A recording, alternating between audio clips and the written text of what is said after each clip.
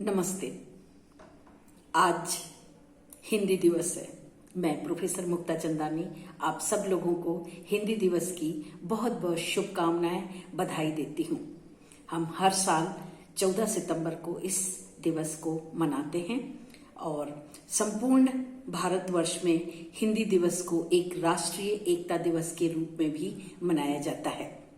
हिंदी दिवस आज हम हिंदी दिवस के उपलक्ष्य में संकल्प लेते हैं कि हम हिंदी को अपना बहुत ज़्यादा बढ़ावा देते हुए उसका मान सम्मान गौरव हमेशा बरकरार रखेंगे, कायम रखेंगे। और हिंदी दिवस के दिन हम संकल्प लेते हैं कि हिंदी को हम किसी भी कंट्री में पहुंच जाएं, किसी भी देश में पहुंच जाएं, लेकिन हम अपनी मातृभाषा, अपनी राजभाषा, अपनी राष्ट्रभाषा को हमेशा ऊंचा स्थान देकर हमेशा मान बढ़ाते रहेंगे। हमारे देश में बहुत सारी भाषाओं को बोली जाती हैं, लेकिन सबसे ज्यादा ऊंचा स्थान हिंदी को ही प्रदान किया गया है और सर्वश्रेष्ठ भाषा के रूप में उसको हमेशा एक गौरव प्राप्त हुआ है।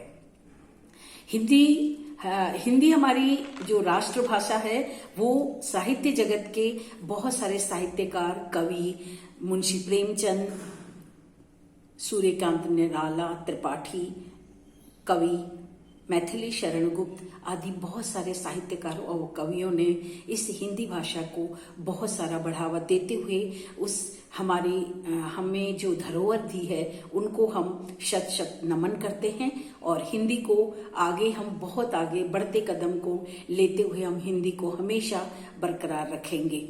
और इसी संकल्प के साथ मैं प्रोफेसर मुक्ता चंदानी पुनः आप सब लोगों को बधाई देते हुए एक और बात कहना चाहूंगी कि हमें हिंदी को तो अवश्य बढ़ावा देना ही है, लेकिन साथ साथ हमें अपना ये भी समय लगाना है कि हम दूसरी भाषाओं को भी सीखने में अपना समय लगाएंगे।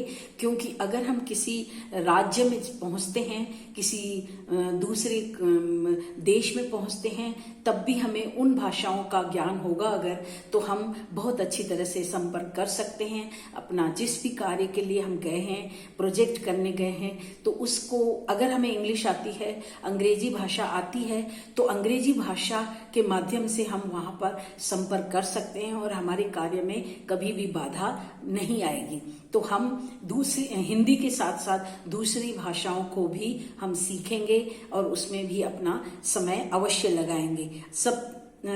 मान लीजिए हम कहीं मद्रास गए, केरला गए, आंध्र प्रदेश गए, तमिलनाडु गए, तो वहां पर भी अगर भाषा का ज्ञान हमें नहीं है और हमें अंग्रेजी भाषा आती है, तो हम अंग्रेजी के द्वारा, इंग्लिश के द्वारा वहां पर हम वहां के लोगों से संपर्क कर सकते हैं और अपने कार्य को हम किसी भी रूप में बाधा नहीं आने दे सकते हैं। तो हमें दूसरी भाषाओं के साथ साथ हिंदी को भी आगे बढ़ाना है और हमेशा एक संपर्क बनाए रखना है कि हम किसी भी रूप में हिंदी को न छोड़ते हुए दूसरी भाषाओं को भी हम आगे बढ़ाएंगे और उस तरफ भी हम अपनी स्टडीज को कायम रखेंगे।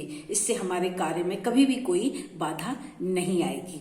और इन्हीं शब्दों के साथ मैं पुनः आप सब लोगों को हिंदी दिवस की, मातृभाषा दिवस की, राजभाषा दिवस की, राष्ट्रभाषा दिवस की बधाई देते हुए शुभकामनाएं देती हूँ।